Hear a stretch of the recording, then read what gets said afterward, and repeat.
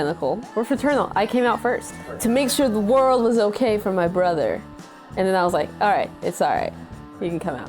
Cedric is awesome. Oh my goodness. So he wanted to learn drums, which is the perfect situation as someone who writes their own music and knows exactly how they want the drums to sound. Teach your own drummer. Eva was gonna make sure I didn't suck, like her teaching was great. So thank God I picked it up, because I can't imagine she would have just, get out of here, Cedric, no! I was like, oh no. I mean, it was just the perfect situation. And then I was like, hey, I got some songs written, like, you wanna try them out? Tonight on Band in Seattle, our friends the Blacktones are back on the Band in Seattle stage with their perfect punk blues fusion.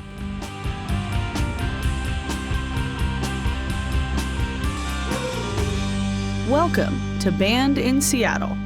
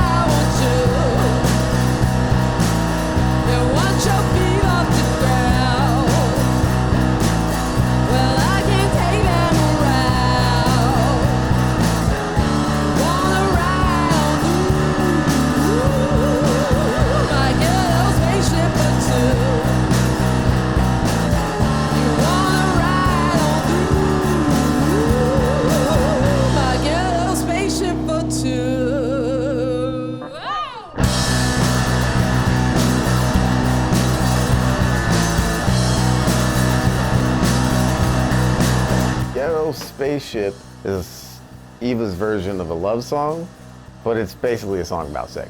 And she tells the crowd that too, with her brother sitting in the back, on the kit. Hey everybody, so this next song is about sex. Cedric is absolutely right. Ghetto Spaceship is about sex. Now, it is my version of a love song. And originally when I wrote the song, I was sitting in my bedroom, single at the time, very single. And I was sitting in my room thinking about, if I wanted to impress someone, what would be a wacky, weird thing that I would do? And I thought of, wow, I would try to build them a spaceship. Like, look, I want you as my partner or as my mate. And Ghetto came from, when I think of me building a spaceship, I think of duct tape, aluminum foil, not even aluminum, like aluminum foil. And then it just turned into just, sex is a shorter explanation, so I just say that.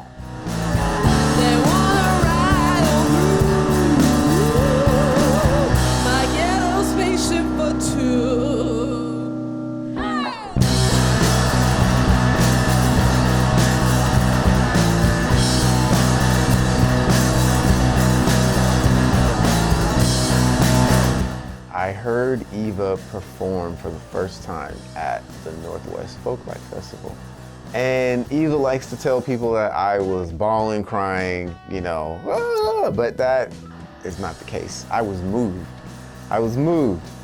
Being her twin brother, I'm like, oh, I know everything about Eva, but little did I know she had this huge secret in her back pocket that she was an amazing, fantastic singer. Don't you want me, baby? Don't you want me, baby? Don't you want me? From what I take from some of Eva's early writing, Eva was just really into rock and roll. A lot of the beginning motivation was to show Black people in rock is a thing. Eva definitely took the reins of guiding our music direction. I knew that her taste in music and her ability to compose it was just, it's incredible. And I was absolutely on board to follow.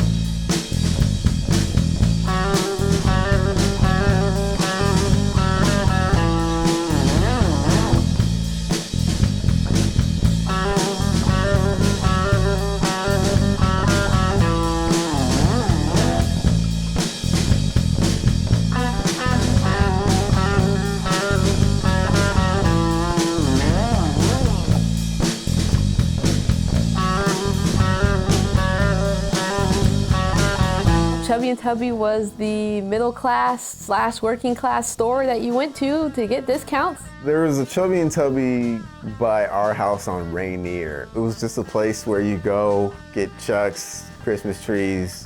My brother-in-law thinks nunchucks are there, so for some reason, I don't know. He mentions it in the song on the record. But I don't know, it was just one of those nostalgic stores, and we wrote an instrumental and we looked at each other and Eva was like, "Hey, what do you think of calling this Chubby and Tubby?" And he was like, "Yes, because why wouldn't we?" You know what I mean? Like, duh.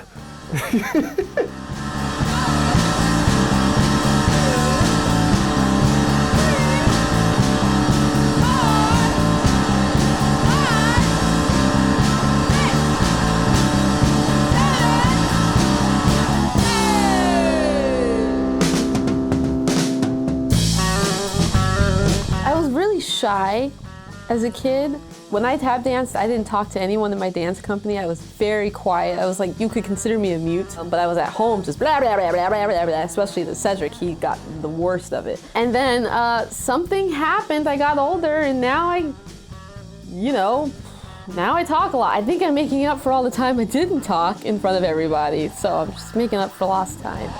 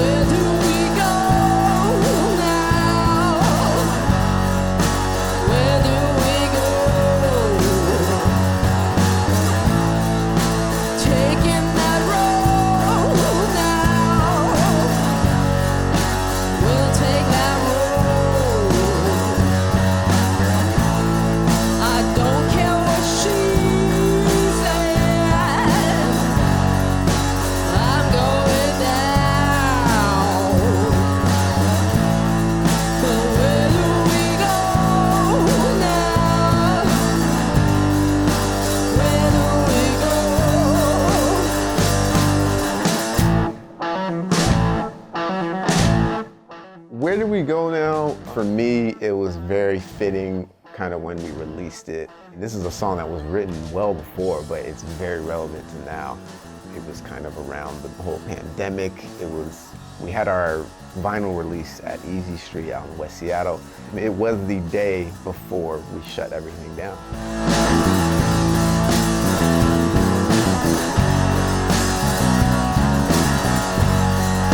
So that song we came up with in a friend's basement, kind of had the guitar part already worked out, but didn't have a name for it. You know, they're following me on the guitar, and then I just randomly sing these lyrics. Where do we go now? And I just kept singing that. And I was like, well, I guess that's the name of the song. So it's kind of like Seinfeld. It's kind of a song about nothing, but I like the connection Cedric made to it. It was like a song that I made not knowing it was going to be relatable later. What's cool about this song is we released it on the 7-inch that Mike McCready released for us, and he discovered us by watching us on our first episode of the band in Seattle. So thanks, guys.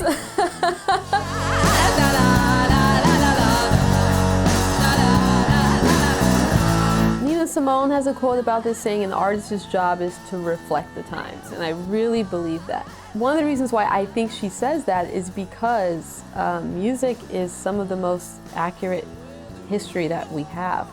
A lot of books have lied to us in school, unfortunately. Also a reason why, even though I don't make this kind of music per se, I am a champion of American hip-hop music, because I think hip-hop music is some of the most accurate documents of American history that we have. Speaking about communities that don't get voiced in America, and folk music and country music. And so I feel like as a messenger of the present and to the future, you know, here's our experience in this lifetime, in this life in America. Well, my name's not Abraham Lincoln. I don't know who I am.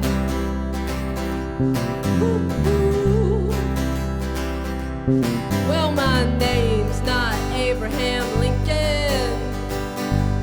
I don't know who I am.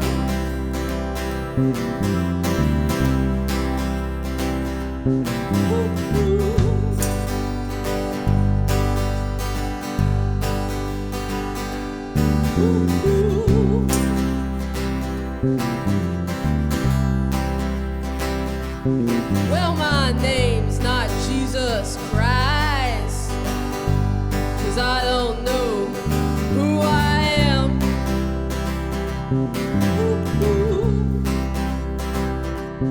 Well, my name's not Jesus Christ, 'cause I don't know who I am. My name's not Abraham Lincoln. I get so into that song because it's so powerful to me and it's just so relevant, and I feel connected to that song. I really do. You know, we break it down, and when Eva sings these songs, they're powerful. Well, my name's not Ronald Reagan, 'cause I don't know who I am.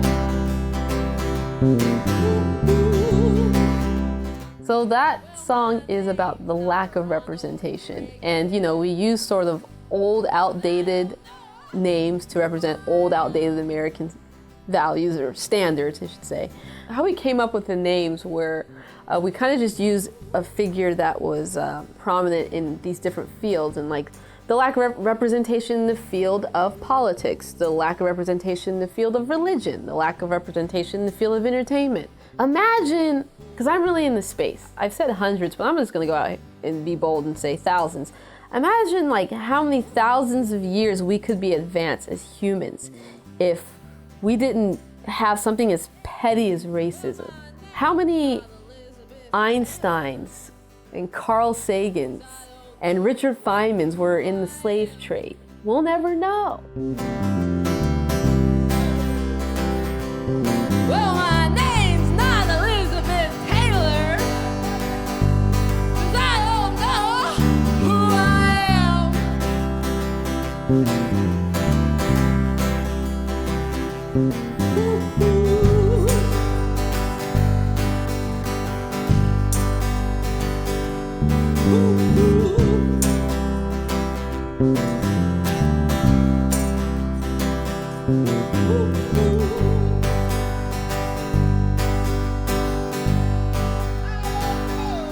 Who I am.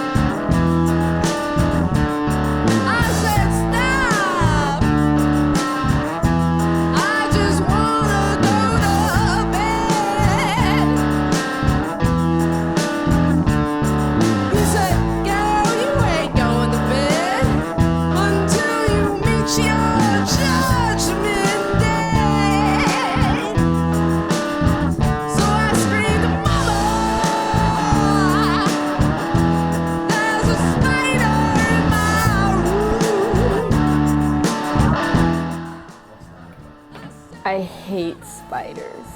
I can't stand them, the way they look. They're terrible, they're awful. That song's the story of my life, always calling other people to kill spiders for me. The name of that song should be actually called Cedric, There's a Spider in My Room, but I don't hold any grudges. The song's a hit, people like it. But I was the one that always had to come to the room and get the spiders because Eva was like, A more accurate name probably is Cedric, There's a Spider in My Room. I've called for Mama too, several times, but Cedric, There's a Spider in My Room is the actual name of the song, but to make it where everyone in the world can relate to it, because not everyone has a Cedric, we went with Mama, There's a Spider in My Room.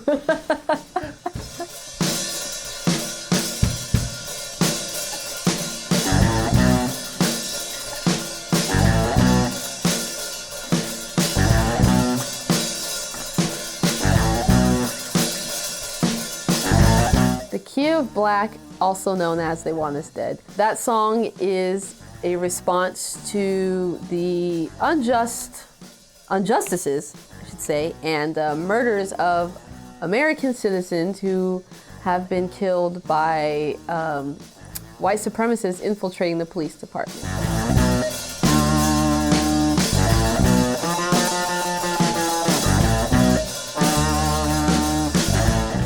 And it's very important to me to say that because there is infiltration, and I know not everyone will agree with this or whatever, but yes, of course it's not all cops. Like, of course it's not. And whether they are openly a part of a white supremacist group or they're just self-identified as a white supremacist, or maybe they don't even know it, it's still an infiltration of people who are discriminating against black and brown people here in America.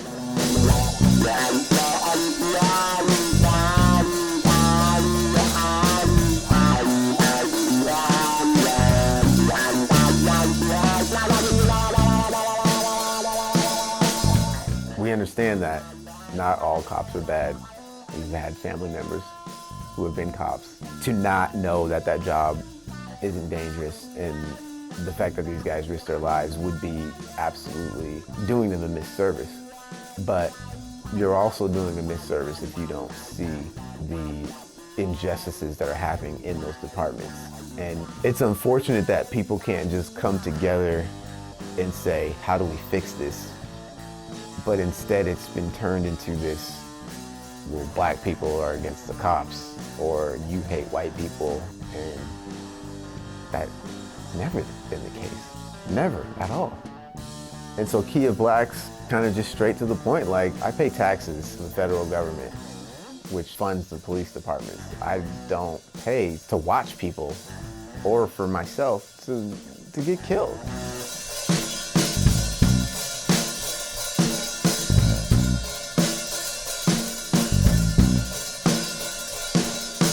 We want love, they want us dead.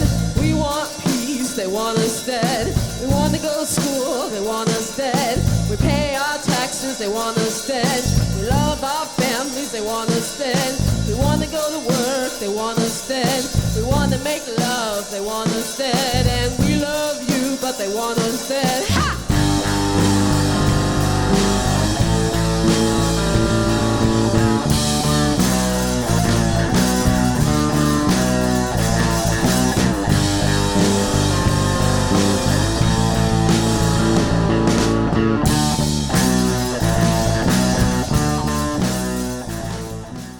If you'd like to find out more about our bands, go to bandinseattle.com for concerts, photos, and more.